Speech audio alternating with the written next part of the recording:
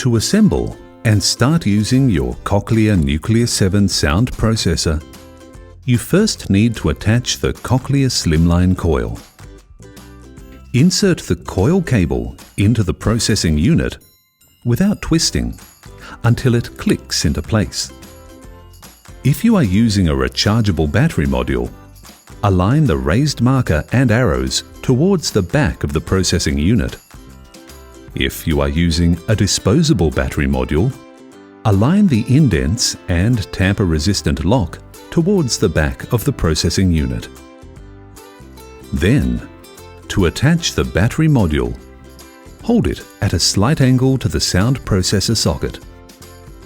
Once aligned, twist the battery module to attach it to the processing unit.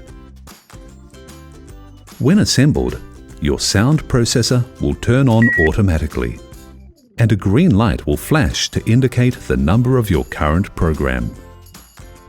To turn your sound processor off, press and hold the button for 5 seconds, or disconnect the battery. The light will change to steady orange as the sound processor turns off. To turn on again, either connect the battery, or if the battery is already connected, short press the button. Your clinician can set up your sound processor to turn off automatically when it has been off your implant for 2 minutes.